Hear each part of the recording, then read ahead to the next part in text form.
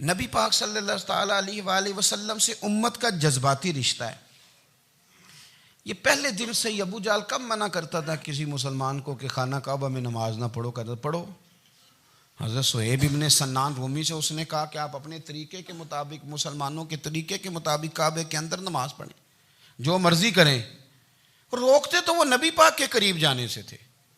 وہ منڈیوں میں بیٹھ جاتے تھے، حضور کے قریب نہ جانا، حضور کے قریب نہ جانا، حضور کے قریب نہ جانا. میری بات کو آپ سمجھے اور ہمیشہ یاد رکھیں، امت کا نبی پاک سے جذباتی رشتہ. جذباتی. یہ جو رسول اللہ کی امت ہے یہ گناہگار ہو سکتی ہے پر اپنے نبی کی غدار نہیں ہوتی. میں آپ کو صحیح کہہ رہا ہوں. میرے کلین شیو نوجوان کے کان میں آپ جا کے کہیں نبی پاک، چاہے اس نے نماز نہ پڑھی ہو، چاہے اس نے داڑھی نہ رکھی ہو، آپ حضور کا نام لیں اس کے رونگٹے کھڑے ہو جاتے ہیں. اس کی طبیعت، اس کا دل دھک دھک کرتا ہے. اس کی ایک ایک روح سے محمد محمد کی آوازیں نکلتی.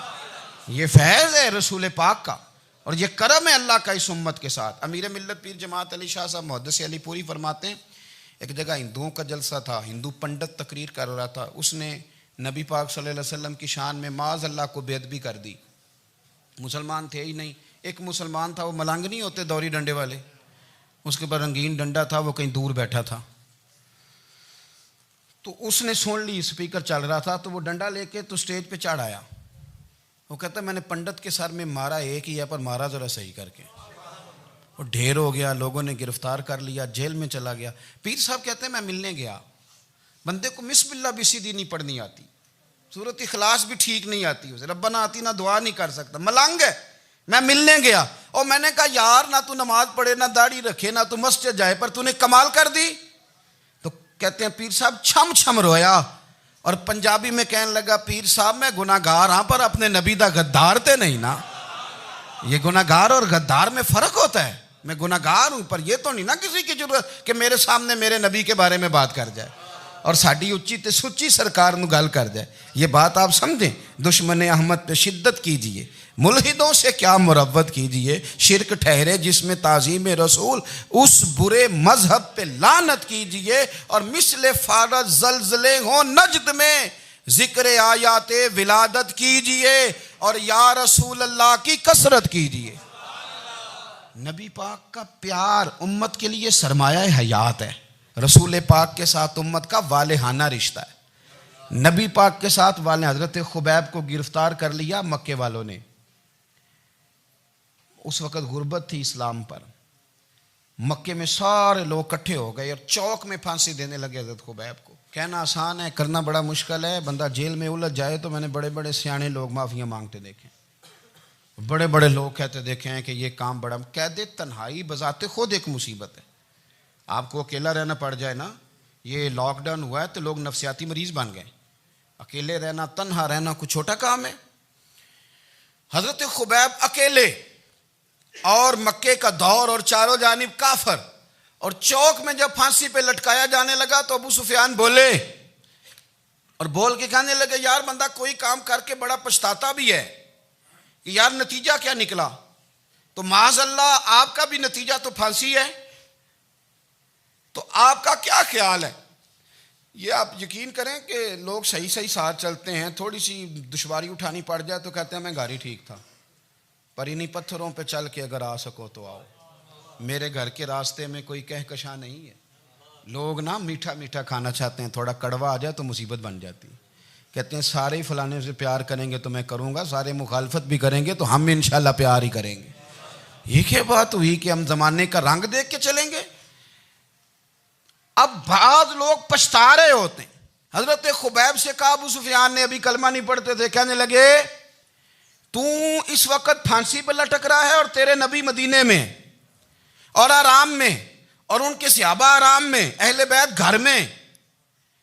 تیرے ذہن میں اگر اس وقت یہ بات ہو کہ اس وقت تیری جگہ پہ وہ ہوتے معاذ اللہ، تو پھر کیا ہوتا؟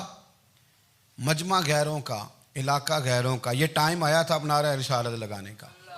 اب ٹائم آیا حضرت خبیب نے نعرہ رسالت لگانا ہے، پر لگانا کس طرح ہے کہ کافر یاد رکھیں. حضرت خبیب سے کہنے لگے اگر تیری جگہ حضور ہوتے تو پھر تیرا کیا خیال ہے معاذ اللہ؟ تو حضرت خبیب کہنے لگے تم ابھی بھی نہیں سمجھے؟ ٹھیک ہے میں مکے میں اکیلا ہوں، سارے لوگ مدینے میں ہیں، پر میں پچھتا نہیں رہا، میں تو فخر کر رہا ہوں. میں فخر کر رہا ہوں اس لیے کہ چوری کر کے جان نہیں دے رہا، مدینے والے کی عزت پہ جان دے رہا ہوں. میں فخر کر رہا ہوں. فرمایا سن، تو کہتا ہے تیری جگہ حضور ہوتے اور تم انہیں یہاں معاذ اللہ پھانسی پہ لٹکاتے. فرمایا سن، میں تو یہ بھی پسند نہیں کرتا کہ میں گھر میں بیٹھا ہوں اور میرے نبی کو ہلکا سا کانٹا بھی چبھ جائے. ہمارا اپنے نبی سے محبت کا رشتہ ہے، ایک کانٹا بھی حضور کے قدم مبارک میں چبھے ہمیں برداشت. مجمع ان کا تھا، نعرے لگ رہے تھے، ہم نے مسلمان پکڑ لیا، لیکن حضرت خبیب نے اکیلے، اللہ کرے آپ کو میری بات کی سمجھ آئے، اللہ کرے آپ کو سمجھ آئے، اکیلے جب پھانسی کے تختے کے قریب نعرہ لگایا نا کہ میں تو کانٹا بھی نہیں چبھنے دوں گا اپنے نبی کو، اب سارے ہار گئے. اب اس ایک جملے نے نا ان کو شکست خوردہ کر دیا. اب بول کچھ نہیں سکتے تھے، گردنیں جھک گئیں. اور جب سناٹا چھایا تو ابو سفیان ساتھ والے سے کہنے لگا باقی ساری باتیں اپنی جگہ پر ہیں، پر اصحاب محمد سے پیار تو بڑا ہی کرتے ہیں نا. اور وہ کچا رنگ للاری والا جیڑا چڑھدا تے لیندا رہندا، اے عشق تیرے دا رنگ محمد چڑھ جائے پھر نہیں لیندا. کہا یار پیار تو یہ کرتے ہیں نا، اس میں کوئی شک والی بات. اس پیار سے کافر ڈرتا ہے. نبی پاک کے ساتھ جذباتی وابستگی، حضور کے ساتھ غلاموں کا جذباتی رشتہ، اور نبی پاک صلی اللہ تعالی علیہ وسلم کی آمد پر تشکر کے جذبات. امام رازی نے لکھا ہے کہ حضرت موسیٰ کلیم اللہ علیہ السلام نے تورات کی تختیوں کے اندر ایک امت کا ذکر پڑھا کہ جو امت گناہ کا ارادہ کرے گی تو گناہ لکھا نہیں جائے گا جب تک کر نہ لے، اور نیکی کا ارادہ کرے گی تو رب ان کی نیکی لکھ دے گا، اور جب وہ کر لے گی تو اللہ 10 گنا اجر عطا کرے گا.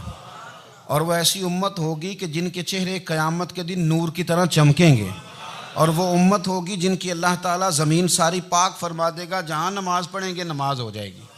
یہ تذکرے پڑھ کے تو حضرت موسیٰ کلیم عرض کرنے لگے اللہ یہ امت میری بنا دے. تو رب کریم نے فرمایا کہ موسیٰ نہیں، یہ تو میرے محبوب کی امت ہے. فرمایا یہ تو میرے نبی پاک کی امت، حضور کی امت. اللہ اکبر. حضرت موسیٰ معمولی آدمی نہیں، وہ جلیل القدر پیغمبر ہیں جن کا قرآن کے ہر سپارے میں تذکرہ ہے، کہیں واضح طور پہ کہیں اشارتاً، ہر پارے میں. اور حضرت موسیٰ اللہ کے وہ نبی ہیں جو رب سے ڈائریکٹ باتیں کریں کوہ طور. کہا اے موسیٰ یہ امت تو میرے نبی کی ہے. تو حضرت موسیٰ علیہ السلام عرض کرتے ہیں، امام رازی نے لکھا ہے، کہتے ہیں اے اللہ پھر مجھے اپنی نبی کی امت میں شامل کر.